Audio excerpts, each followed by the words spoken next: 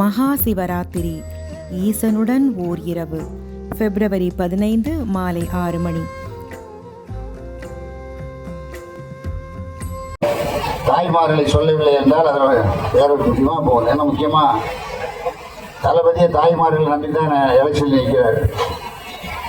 இப்போ 43% இங்கே வேலை பார்க்குறாங்கன்னா நம்முடைய தாய்மார்கள் தமிழ்நாட்டில் தான். நான் 97 அமைச்சராக இருந்தவன் 3 இல்லாத பார்த்தேன். பொதுப்பணித்துறை, நெடுஞ்சாலைத்துறை, மின்சாரத்துறை எல்லாம் பார்த்தோம். ஆனால் அப்போ இருந்த காலம் இப்போ பெண்கள் வந்து விழிப்புணர்ச்சியோடு இருக்காங்க. அதுக்கு முத்துவேல் கருணாநிதி ஸ்டாலின் தான் காரணம்னு நான் சொல்லுவேன். காரணம் என்னன்னா, அப்போலாம் எவ்வளோ பணம் வந்துச்சு எவ்வளோ போச்சு தெரியாது. இப்போ வர்ற பணங்கள் பூரா உங்களுக்காக நீங்கள் கொடுக்குற பணம் தான், வரி பணம் உங்களுக்கே செலவிடப்படுகிறது. எங்கு பார்த்தாலும் பாலங்கள், எங்கு பார்த்தாலும் கட்டிடங்கள், எங்கு பார்த்தாலும் நூல் நிலையங்கள், எங்கு பார்த்தாலும் மேம்பாலங்கள் எல்லாம் கட்டி விடுறாங்கன்னா நீங்க கொடுக்குற பணத்துல தான் கட்டுறாங்க. உங்கள் பணம் உங்களுக்கே திருப்பி வரும். மதுரையை பொறுத்த முதல்ல பெரியாரை பற்றி சொல்ல, இந்த கட்சியில வந்து முக்கியமான தலைவர் பெரியார், அதுக்கடுத்து அண்ணா, அதுக்கடுத்து தலைவர் கலைஞர் வந்தாங்க போயிட்டாங்க. அண்ணா திமுக என்பது எடப்பாடியை நீங்க தான் பெருசா பேசுறீங்க, நான் ஒன்றும் பெருசா பேசுறது கிடையாது. நான் அமைச்சராக இருக்கிற அந்த ஆள் சட்டமன்ற உறுப்பினர். அவர் திமுகவுக்கும் பிஜேபிங்க எதிர்கட்சியா வரப்போறது வந்து பிஜேபி தான்.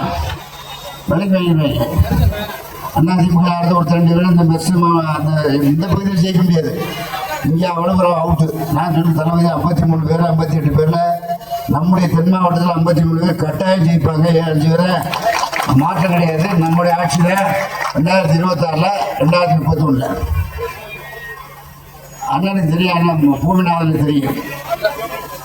எப்படி முதல்வத்துறை 70 பெரிய தொகுதி 5 ஒன்றியமாக்கி எல்லா சொல்லி அவரை தனியாக விடுத்து நம்முடைய ராமநாதபுரம் மாவட்டத்துக்கு பைப் வரைக்கும் எக்ஸ்க்ளூசிவ் ஃபார் ராமநாடு டிஸ்ட்ரிக்ட் அப்படின்னு ஒரு ஆர்டர் வாங்கி போட்டான். அது போட்டது யாருன்னா தளபதி ஆட்சியில் தானே போட்டான். நம்முடைய வேற உதவியா இருந்தார். ஆகவே மக்களுடைய பிரச்சனைகளை தீர்ப்பது என்பது இங்க பேசாது. நம்முடைய வேல்சாமி ஒரு பாயிண்ட் விடல, பூரா எப்படி பண்ணாங்க, விடியல் பையனை எதுக்காண்டி கொடுத்தாரு, ஏன் புதுமை பெண் திட்டம், ஏன் நான் முதல்வன் திட்டம், ஏன் தமிழ் புதல்வன் திட்டம் எல்லாம் சொன்னார். காரணம் என்னன்னா, பெரியாரை பற்றி சொல்லுகின்ற பொழுது நான் சொன்னேன், தொண்டு செய்து பழுத்த விடும், தூய தாடி மார்பில் விடும், மண்ணை சுரப்பை உலகம் தொடும், மனக்குகையில் சிறுத்தையும். அந்த அளவுக்கு தந்தை பெரியார். அண்ணா பற்றி சொல்லுகின்ற பொழுது நம்முடைய கொட்டுகின்ற மலை ராபின்சன் பூங்காவில் இந்த இயக்கத்தை தொடங்கினார், திராவிட முன்னேற்ற கழகத்தை. இதுதான் தாய் கழகம். அவர் என்ன பண்ணார், மிட்டாமராசிகள், பட்டாக்காரர்கள், பெருந்தனக்காரர்கள், ஆலை அதிபர்கள், தொழிலதிபர்கள் இவர்களெல்லாம் ஒதுக்கி தள்ளிவிட்டு சாதாரண ஏழை எளிய மக்கள்களை பிரதிநிதிகளாக நம்மை கொண்டு வந்தார். அதனால ஒன்றிய செயலர், நகர செயலர், வட்ட செயலர், மாவட்ட செயலர், மந்திரிகள்லாம் இருக்கு, எம்எல்ஏக்களாக இருக்கு. இப்போ யாருக்கு இல்லாட்டி பிஜேபிக்காரன் வந்தான்னா என்ன சாமி அப்படின்னு அது நடக்கவே நடக்காது. தமிழகம் ஒருபோதும் தலை குனிய மாட்டாது என்று தமிழகத்தை தலைவர் சொல்றார். யாருக்குமே அடிமையாக இருக்க மாட்டேன். ஒரு தனி மனிதர் வந்து இப்ப எல்லா சமுதாய மக்கள் ஒன்றாக வாழ்கின்ற ஒரு நாடாக தமிழ்நாடு இருக்கிறது. நிறைய சமுதாயம் இருக்கு.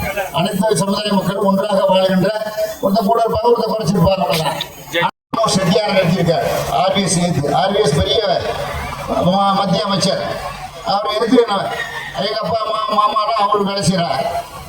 ஊராட்சி ஒன்றிய பெருந்தலைவர்கள் மற்ற எல்லாம் பெரியார். நாங்கள் சின்ன பையங்களாம் இங்கிட்டு வேலை செய்கிறோம். அவருக்கு நம்ம அண்ணாவுக்கு அப்படி நாங்கள் செஞ்சு 22 ரோட்டில் ஜெயிச்சுட்டாரு நம்ம செட்டியார், சேதராமன் செட்டியார். நாங்கள் போய் அண்ணா வீட்டில் போய் அண்ணா கூப்பிட்றோம். எப்பா நான் முதலமைச்சர் வந்து இவ்வளோ பெரிய கூட்டம் வந்திருக்கு அப்படின்னு வெளியே ஒரு பெஞ்சு பத்திரம் போட்டுருந்தாங்க. எங்கே உட்கார சொன்னேன், உட்காரந்தான். அப்படி சொன்னா அண்ணா சொன்னாரு, நீங்க பெரிய திறமைசாலிகள்ப்பா, மிகப்பெரிய காங்கிரஸ்காரர்கள் வைத்திருக்கீங்க, உங்களுக்காண்டி நிச்சயமா வர்றேன் அப்படி என்று எங்களை கூப்பிட்டு உபசரித்து அனுப்பினார். அண்ணா சொன்னபடியே வந்தார்.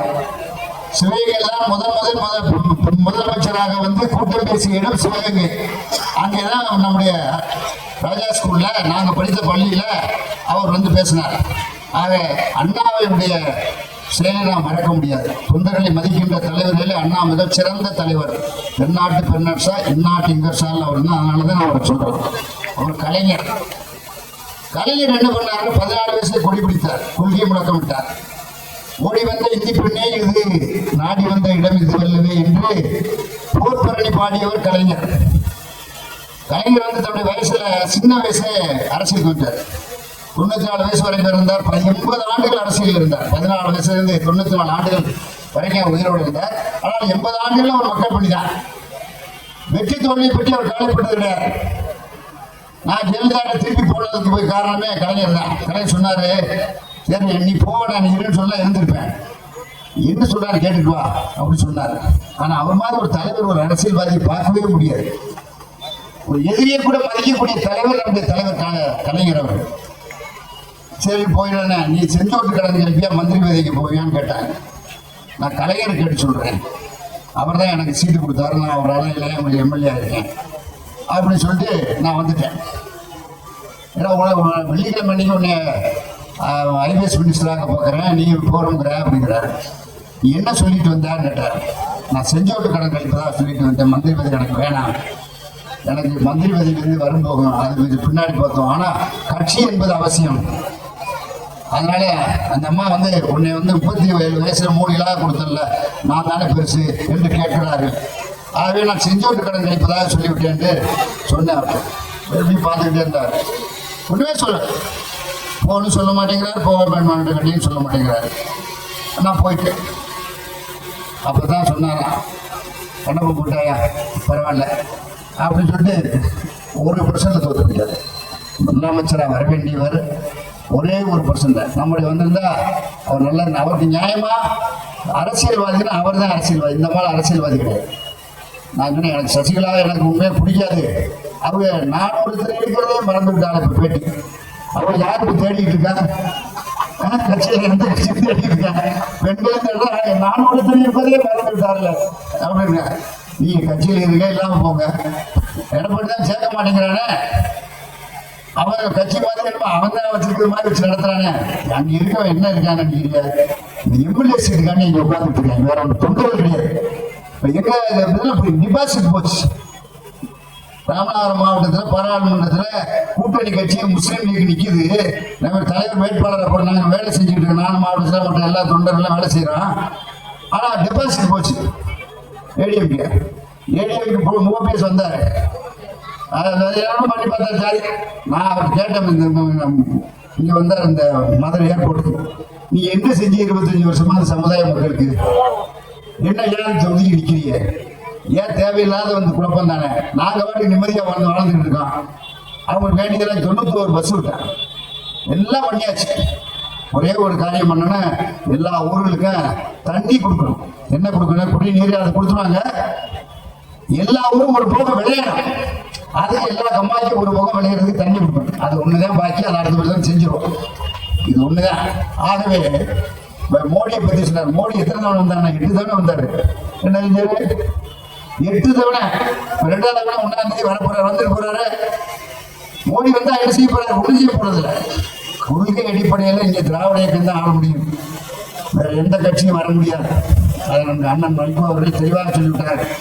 யாருமே கேட்காதீங்க, நம்முடைய மாவட்டத்தில் கூட நான் அவங்க எல்லாம் கூட்டணி பற்றி பேசுறதில்லப்பான்னு. ரைட்டு, ரொம்ப நல்லது, அது எல்லாம் முதலமைச்சர் பார்த்துக்கிறாரு.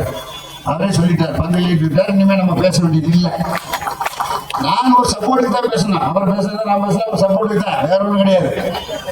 அதை முடிஞ்சு வச்சு அதை இனிமேல் அந்த பிரச்சனை ஒன்றும் கிடையாது.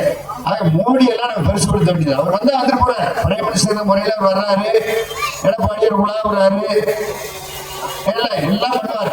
நம்ம வந்து சமுதாய ஒற்றுமையோட இந்த ஆட்சி என்பது எல்லா சமுதாயத்துக்கும் எல்லாருக்கும் இல்லாமல் சொன்னார். புள்ளி வரலாம் சொன்னார். அதாவது 11.69% நம்முடைய வளர்ச்சி என்று சொன்னார். மற்ற மாவட்டத்துக்குலாம் நீங்கள் மாநிலங்கள்லாம் பீகார் இருக்கு, ஆனால் வரி பணத்தில் 6 லட்சம் ரூபா வசூல் பண்ணி கொடுக்குறாங்க. எவ்வளோ கொடுக்குறாங்க தெரியுமா? 29 காசு ஒரு ரூபாய்க்கு. நமக்கு என்னன்னா 4 பங்கு தான் காசு கொடுக்குறாங்க. அப்படி என்ன அர்த்தம்? அதனாலதான் நம்ம நிர்மலா சீதாராமன் ஒரு பட்ஜெட் போட்டேன். ஏதாவது பிரயோஜனம் இருந்துச்சா, விவசாயிகளுக்கு ஏதாவது பிரயோஜனம் இருந்துச்சா, இல்லை மற்றவர்களுக்கு கார்பரேட் அரசியல். அதாவது மோடினா அவர் பாராட்டிட்டு இருப்பாரு. மோடி ஒரு ஆள் தான் அவரை பாராட்டுறாரு. மோடி பிரதமானமான பட்ஜெட் போட்டாரு. யாரு? நிர்மலா சீதாராமன். மனப்பாடியும் வச்சுக்கிடுவாங்க, ஓட்டு வாங்க பார்ப்பாங்க, வரமாட்டாங்க. இவங்க அண்ணன் கூட மேயர் கூட கொஞ்சம் வருத்தப்பட்டார். யாரும் இதை காட்டிலும் பெரிய பெரிய கூட்டத்தெல்லாம் விஜயகாந்தெல்லாம் கூட்டம் காட்டி காணாமல் போயிட்டார். இவர் என்ன புதுசாக வந்திருக்காரு, இதெல்லாம் பற்றியெல்லாம் பரிசுனேன். திராவிட மக்களுடைய உணர்வு என்ன இருக்குன்னா, திராவிட முன்னேற்ற கழகம் தான் ஆட்சியில் இருக்கணும் என்றதை மக்கள் விரும்புகிறாங்க. நம்மளுடைய படம் நமக்கே செலவழிக்கப்படுகிறது, வேற எங்கேயும் போகாது. இப்போ நாங்களாம் இருக்க எங்க குற்றச்சாட்டு சொல்லுங்க, யாராவது அமைச்சராக இருக்கமே ஏதாவது குற்றச்சாட்டு சொல்லுங்க. கொடுக்குற 5 வருஷமா இயற்கை எம்எல்ஏக்கள் மேலே குற்றச்சாட்டு சும்மா ஏதாவது சொல்லுவாங்க. இந்த பிஜேபி ஒரு இடத்துக்கு பட்டா கட்டு போய் கேஸ் போடுறாங்க, அவங்க வேலையாது. பிஜேபி இருக்கவங்க யாரும் தெரியுமில்ல, கிரிமினல்ஸ், கட்சியில் ஏமாத்துறவன், பணத்தை வாங்க, நாங்களாம் வச்சு அமலாக்கத்துறை பேசுகிறோம், நாங்களாம் வச்சு வருமான வரித்துறை பேசுகிறோம் அப்படின்னு சொல்லி காசு வாங்கிட்டு கொடுக்க மாட்டேங்க. திருப்பி அவங்க பேச்சே நம்பக்கூடாது. பிஜேபியில் இருக்கிறவங்க கூட கிரிமினல்ஸாக போயிட்டாங்க, நம்ம நம்பக்கூடாது. நம்முடைய எண்ணமெல்லாம் நம்முடைய தலைவர் நம்முடைய மீண்டும் ஆட்சிக்கு வர வேண்டும் என்ற ஒரே அடிப்படையில் வேலை செய்யணும். அதெல்லாம் நம்முடைய கூட்டணியெல்லாம் இருக்கு. நம்ம கூட்டணி தலைவர்கள் வந்து சாதாரணமான தலைவர்கள் இல்லை, கூட எத்தனையோ வருஷமான பாடுபட்டவர். அதே மாதிரி நம்முடைய திருமாவளவன், எல்லாரும் கூட்டணி கட்சி தலைவர்கள் எல்லாரும் மதியக்கூடிய நம்முடைய கம்யூனிஸ்ட் எல்லாம் தொகுதி சீக்கிரம் கூடுறது அது இஷ்டத்துக்கு நம்ம கேட்கறது நம்மளுடைய கடமை, கொடுக்குறது தலைமையுடைய இஷ்டம். தலைமை என்ன முடிவு எடுக்குதோ அப்படி நம்ம கேட்டுட்டு போக முடியாது, அவ்வளவுதான். ஆகவே என்னை பொறுத்த மட்டும் நம்ம தளபதியை பொறுத்த மட்டும் கூட்டணியை வந்து யாரையும் அவமதிக்கிறது கிடையாது. இருக்கிற நிலைமையை சொல்லணும். ஏன்னா உதயசூரியன் ஓட்டு போட மக்கள்லாம் இன்னைக்கு 5000 ரூபா கொடுத்த பற்றி பேசியிருக்காங்க. 5000 ரூபா கொடுத்த பற்றி சொன்னாங்க. எதுக்காக நீங்கள் கேஸுக்கு போயிடுவாங்க, கொடுக்க விட மாட்டாங்க, அப்புறம் போய் கோர்ட்டில் கொண்டு போடுவாங்க. கோர்ட்டெல்லாம் எப்படி இருக்குன்னா, நான் கோர்ட்டை குறை சொல்லக்கூடாது, நான் வக்கீல் தான். ஆனால் எலெக்ஷன் கமிஷன் இருக்குல்ல, அது ஒரு சைடாக போகுது. எல்லாம் எது வேணாலும் செய்வாங்க, எப்படியும் ஆட்சி கொண்டு வைப்பாங்க. ஒன்று சொன்னார் 10,000 ரூபா கொடுத்தாரு. ஒன்றுமே பீகாரில் 10,000 ரூபா கொடுத்தாரு நம்முடைய நிதிஷ்குமார். அதுக்கு துணையாக இருந்தால் யாருக்கு பணத்தை எடுத்து கொடுத்தாங்கன்னா அது என்னன்னு தெரியாது, இன்னும் வரல. இது 5,000 ரூபா கொடுத்தா என்ன இருக்கு, 3 மாசத்துக்கு பணம் கொடுக்கூடாதுன்னு ஸ்டே வாங்கிட்டா அப்படிங்க ஒருத்தவங்க. பெண்களுக்கு பணம் போகாமல் போயிடும். 3 மாசத்துக்கு 3,000 2,000 உதவித்தொகை செலவழிக்கிறது. அவர் சொன்னார் 5,000 ரூபா கொடுக்கணும்னு சொன்னார். முதல்ல எடப்பாடி என்ன 1000 ரூபா கொடுத்துருவீங்களா அப்படின்னு கேட்டார். அவர் பேரை பேசிட்டு 2,000க்கு 5,000. அவரை உடனே ஒரு அடிச்சு விட்டு உடனே பார்த்தா எங்கே பார்த்தாலும் ஒரு போர்டு வைக்கிறேன், ஏடிஎம் காரன் 2,000 ரூபாய் கொடுக்குறாரு. எடப்பாடி பழனிசாமி வாக்களிங்கிறது. நீங்கள் 2,000 கொடுக்குறது கொடுக்கவே முடியாது, 1000 ரூபாய் கொடுக்க முடியாது. 2,000 எப்படி கொடுப்பாரு? நம்பல மக்கள், யார் நம்பல. ஆனால் தளபதி சொன்னா நம்புறேன். 2,000 ரூபாய் கொடுப்பேன், 2,000 அடுத்த வருஷம் மே மாசம் நமக்கு 2,000 ரூபாய் வந்துடும். பெண்கள்லாம் நான் மந்திரியா இருக்கும்போது நான் பார்த்துருக்கேன், 30% பெண்கள் 70% ஆண்கள் வருவாங்க செக்ரட்டரியேட்டில் 91 இருக்கும்போது.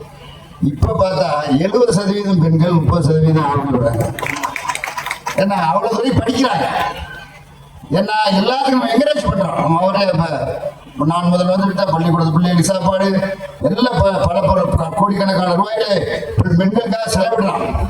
50% பெண்களுக்கு, ஆண்கள் 50%, பெண்கள் 50%. நம்ம ஆணுக்கு பெண் சம்பந்தம், அது ஒன்றும் குறைச்ச கிடையாது.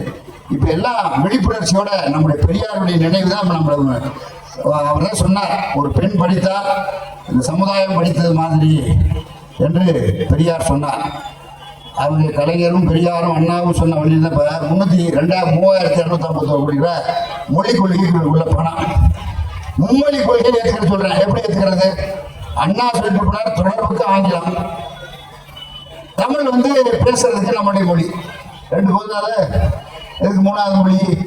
3வது மொழி இடத்துக்கு தேக்கு மர தியாகத்தை தீயாக்கி கொண்ட தீரர்கள் சொல்லி நம்ம இன்னும் கொண்டாடிட்டு இருக்க நம்முடைய இந்திய போராட்டத்தில் உயிரிழந்த வீரர்களுக்கு, தியாகிகளுக்கு. அவர் தேக்கு மர தியாகம் தீயாக்கி சின்னசாமி கூட இன்னைக்கு மண்டபம் திறந்திருக்கார் தலைவர். ஆக நம்ம தமிழகத்தினுடைய கலாச்சாரம் வேற, அவனுடைய கலாச்சாரம் வேற. ஒன்னா வடக்கேதை கூட நேரம் சொல்றாரு, போனதான் ஏமாத்தி ஜெயிச்சு விட்டாரு. எம்எல்ஏ வந்து இந்த தடவை ஜெயிக்க விடுமா? இப்போ போய் சட்டமன்றத்தில் பூரா வீட்டில் உட்காந்துருக்கான். 21,000 பேர் குறைஞ்சி வச்சு அவர் தொகுதியில் அவர் தெரிய நிற்கிறாரு. போட மாட்டான். காரணம் என்னன்னா, அவங்க வந்து பிஜேபிக்கு இந்த தமிழ்நாட்டில் ஓட்டே கிடையாது. அது சும்மா சொல்றேன். ஏதாவது வாங்கலாமா ஏடிஎம்கே வச்சுக்கிட்டு ஐஜேகே அவர் ஒருத்தர், நம்ம ஒரு இவர் பாரிவேந்தர், அவர் அங்கே போயிருக்காரு. அவர் நல்ல வசதியாக இருக்கார், நல்லா காலேஜில் கிளச்சி வச்சுக்கிட்டு.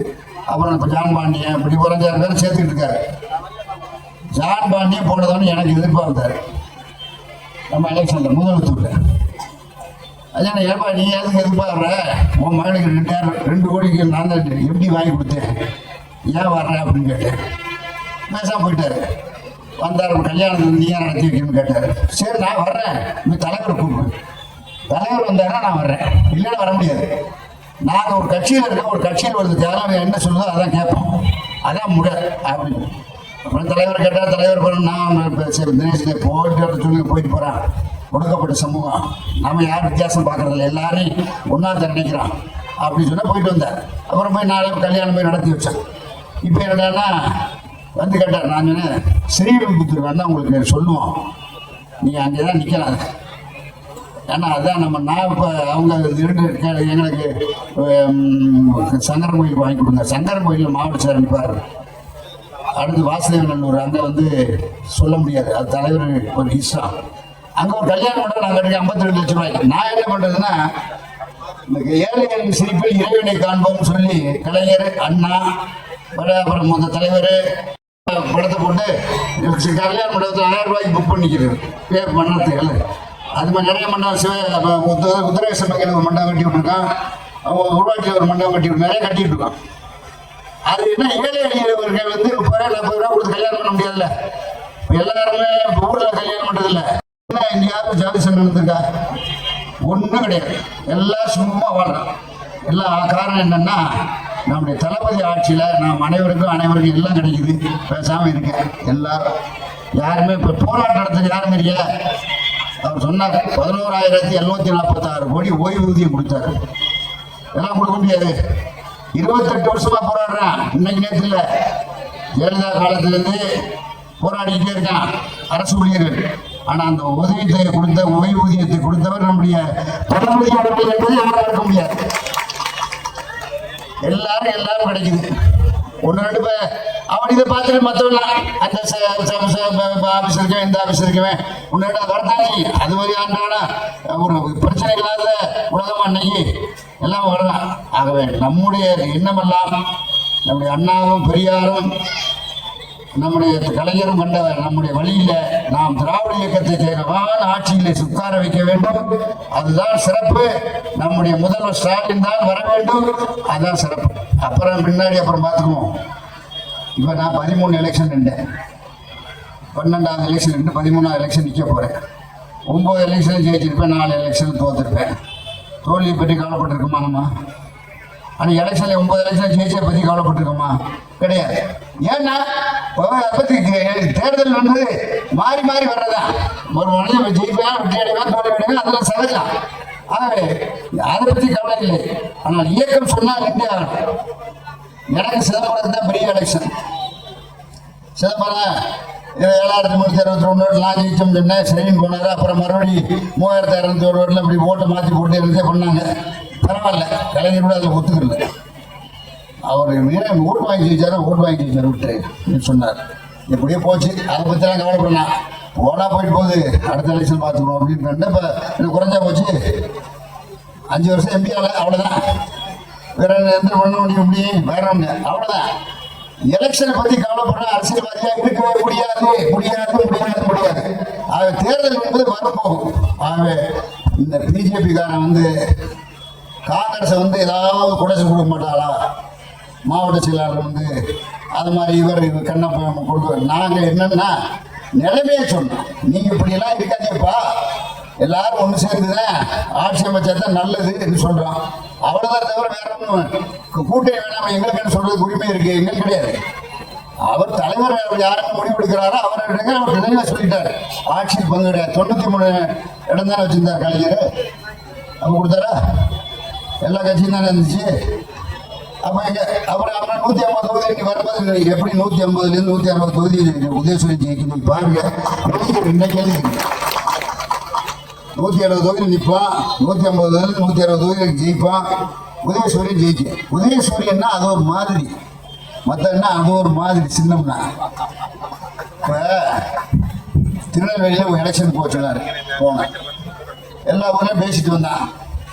கல்லடக்குறிச்சியில் நம்ம ராபர்ட் ப்ரூஸ் வந்தார், அவர் தான் நின்றார், ஒரு காங்கிரஸ்காரர். எந்த ஊர் அணியே நின்று என்னுடைய நான் இங்கே போய் நாலஞ்சு தொகுதியில் இருக்காரு, எனக்கு திரும்பி போகிறாங்க. நீ எந்த ஊர் யான்னு கேட்டேன். அவர் சொன்னார், எனக்கு குளச்சல் தொகுதி, என்னை கொண்டாந்து இங்கே கொண்டாந்து போட்டா அப்படின்னாரு. ஏயா உங்கள் ஊரில் நீ கன்னியாகுமரி குளச்சல்னா நீ ஏன் இங்கே 4 தொகுதியில் நாடாக இருக்காங்க, யாராவது ஒருத்தர் நிற்க வேண்டியானையா? என் காங்கிரஸில் ஏன் அப்படி பண்ணா இவங்க கட்சியிலையும் கேட்குறான். அதை என்ன செய்யறது, நிற்க சொன்னான்னு கேட்டேன் அப்படின்னு. சரியா அப்படி வேலை பார்க்காம இருந்தோமா? அவர் 1,86,000 ரோட்டில் 9 தான் தோக்கடிச்சிட்டாரு. அவர் ஆகவே கட்சியில் வித்தியாசம் கிடையாது. எந்த கட்சியாக இருந்தாலும் சரிதான், ஒன்று தாய்மார்கள் நினைவில் வச்சுக்கணும். இது மாதிரி ஒரு ஆட்சி உங்களுக்கு கிடைக்காது. என்ன ஞாபகம் வச்சுக்கோங்க, தளபதி உங்களுடைய ஆட்சி தான். ஒரு இங்கே போக்சோ சட்டத்தில் நிறைய பேர் கேஸ் போடுறேன் அப்படி இப்படின்னு என்னதுன்னா, உள்ளூரில் சண்டை அடிச்சுக்கிறவங்க அண்ணன் தம்பி சொத்து காண்டி அடிச்சுக்கிறான், ஒருத்தன் கொலை பண்ணிக்கிறான், அது சகஜம். இதுதான் இப்போ அங்கே சரியில்லை இங்கே சரியில்லை. ஏன் 8 கோடி 14 லட்சம் வாங்குறேன், 143 கோடி. அவர் ஒருத்தர் சொன்னார் 56 லட்சம் கோடி மன்மோகன் சிங் வச்சிருந்தார். மன்மோகன் சிங் இங்கே இறங்கின போது கடன் 56 லட்சம் கோடி. மோடி வந்தா எவ்வளவு தெரியுமா? 137 லட்சம் கோடி. அப்படி வாங்கத்தான் ஜனத்தை கூட பிரச்சனைகள் வரும். குடிய நிபரணம். இப்போ 97 லட்சம் பேருக்கு நம்ம மெட்ரோ ட்ரெயினில் போகிறோம். நம்ம கேட்குறோம், கோயம்புத்தூர் மெட்ரோ ரயில் வேணும், மதுரைக்கு ரயில் வேணும் அப்படின்னு கேட்டார் நம்முடைய முதலமைச்சர். கொடுக்கணும்ல. 97 லட்சம் பேர் ஒரு மாதத்துக்கு போனான்னா எத்தனை காரில் போவேன்? 1 கோடி பேர். 1 லட்சம் பேர் போனாலே 4 கோடிக்கு 4 கார், 25,000 கார் வேணும். 4 பேர் ஏறி போனோம்னா 97 லட்சம் பேர் எத்தனை பேர்? அப்புறம் எப்படி டிராஃபிக் எப்படி இருக்கும்? எப்படி வண்டி எப்படி போகும்? அது வளர்ந்து வர்ற சமுதாயத்துக்கு ஏற்ப நம்ம மதுரைனா மேலும் வரைக்கும் போகலாம். போகும் மெட்ரோ ரயில் அங்கே போய் இறங்கிடுவாங்க. ஜனங்களுக்கு சௌகரியப்படி கொடுத்துக்கிறது தான் ஒரு அரசாங்கமே தவிர. இப்போ நாங்கள் கூட பாலத்தை போய் அந்த தெற்கு பாலத்தை போய் பார்த்தோம். அருமையான பாலம். நம்ம இது பால் பணியில் கட்டியிருக்கிறது. அந்த பாலத்தை நடந்து போனோம். நம்முடைய தலைவர் வந்தார், திறந்து வச்சார். அருமையான தென் மாவட்டங்களுக்கு போகிறதுக்கு அருமையான பாலம். இந்த போக்குவரத்து நெரிசலே கிடையாது. எத்தனை இப்போ கோயம்புத்தூரில் நான் முதல்ல போயிருக்கேன், நிறைய தவணை போயிருக்கேன். அமைச்சராக முதல் போயிருக்கேன், மற்ற சாதாரண போயிருக்கேன். 1 மணி நேரம் ஆகி ஏர்போர்ட்டுக்கு போகிறது. இப்போ 10 நிமிஷம் 15 நிமிஷம் 11 கிலோமீட்டர் பாலம் போட்டார். பாலங்களுக்கு கட்டடங்கள் நிறைய இப்போ ஏறுதல் வராங்க. வீர விளையாட்டு ஜல்லிக்கட்டு தான் நம்முடைய விளையாட்டு. ஜல்லிக்கட்டு தான் நம்ம பெருமையாக பேசுவோம். ஜல்லிக்கட்டுனா என்ன? இன்னைக்கு ஏறுதல் அரங்க மூர்த்தி கட்டினார். யாராவது பாராட்டாமல் இருக்கானா? நம்முடைய தலைவர் கொஞ்ச நேரம் பார்த்தார் ஜல்லிக்கட்டு. ஜல்லிக்கட்டு நம்முடைய தென் மாவட்டத்து மக்களுடைய ஒரு மான பிரச்சனை, தன்மான பிரச்சனை, வீர விளையாட்டு. அந்த ஜல்லிக்கட்டு நடத்துனது நம்முடைய தலைவர் ஆட்சியில். நம்முடைய தலைவரை துவக்கி வச்சார். சின்னவர் வர்றார், நிறைய பேர் வர்றாங்க. ஆக எல்லா விதமான நன்மைகளும் இன்னைக்கு நடக்கிறது திராவிட முன்னேற்ற கழக ஆட்சியில். நீங்க தயவு செய்து நீங்க எழுதி வச்சுக்கணும். ஆக ரொம்ப நேரம் பேசக்கூடாது, ஏன்னா பணி 8:30 மணியான பணி விழுந்துடும் பெண்களுக்கு. ஆகவே உங்களுக்கெல்லாம் சொல்லிக்கிறதெல்லாம் மறந்துடாதே. உதயசூரியன் தான் மதுரையில நமக்கு மிகப்பெரிய வெற்றியை தரணும். ஆக அப்படிப்பட்ட உதயசூரியன் சின்னத்தில் எல்லாரும் வாக்களித்து நம்முடைய சட்டமன்ற உறுப்பினர் யாரை அறிவிக்கிறாரோ அவரை வெற்றி பெற செய்வது தரக்கூடிய கடமை, நம்முடைய கடமை என்பதை நாங்கள் சொல்லுவோம். நீங்க செய்யுங்க. நன்றி, வணக்கம்.